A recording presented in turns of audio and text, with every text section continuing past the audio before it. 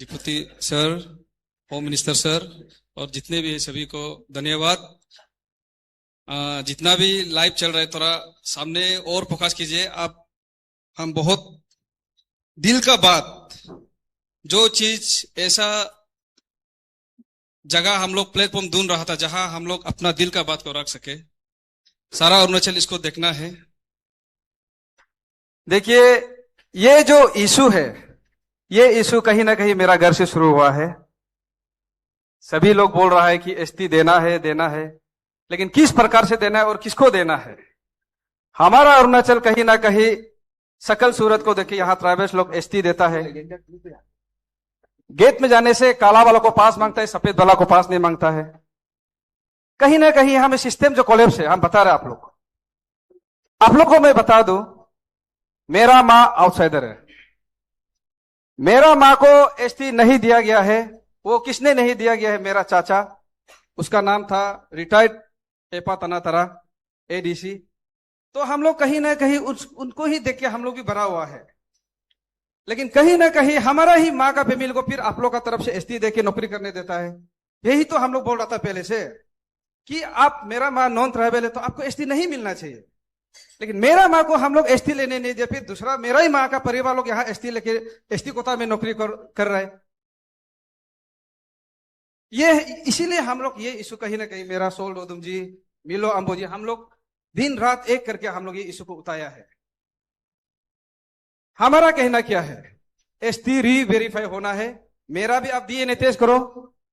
आप कैसे शकल को देख के बोल सकते ये ट्राइबल है नॉन ट्राइबल है? नेपाली लोग तो घुस रहे ना गेट से बिना पास का, मेरी लोग तो घुस रहे ना। तो कहीं ना कहीं प्रॉब्लम यहां में है, अप्लाई नहीं कर रहे, पावर सिस्टम को अप्लाई नहीं कर रहे। मेरा कहना है कि एसटी शुड बी री वेरीफाई और री अप्लाई। और एसटी री वेरीफाई और री अप्लाई करने से सिर्फ नहीं होगा। हमारा मांग यह है कि एसटी का फॉर्म को चेंज किया जाए। एसटी का फॉर्म में नए नए बोलने से भी 3-4 फॉर्म बेकार में लगा के रखा है। मेरा कहना क्या है, एसटी फॉर्म में वहां में जैसे कि हम लोग सभी लोग एलपीसी जब अप्लाई करता है, एलपीसी में सर कहीं ना कहीं हमें एक डिक्लेरेशन देता है कि ये एलपीसी का अगेंस्ट में कल को कोई कंप्लेंट आएगा तो आपका एलपीसी कैंसिल भी हो सकता है। लाइकवाइज ऐसे एक डिक्लेरेशन आप एसटी फॉर्म में लिख दीजिए ना।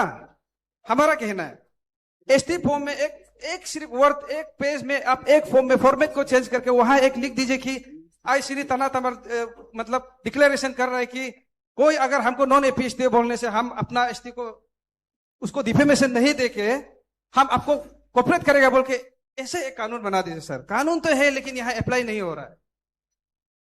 देखिए, कुछ बड़ा भैया लोग बोला है कि एसटी को कैसे करके इतना लाख लाख रुपया जाएगा।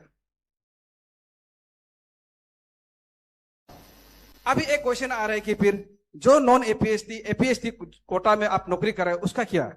हम बोल रहे हैं कि ये हमारा कहना है कि जो नॉन ट्राइबल, चलो पहले तो एसटी तो पान गुंती में भी मिल जाता था, सिस्टम स्ट्रॉन्ग नहीं था बोल के सब खुशी मर्जी लिया है।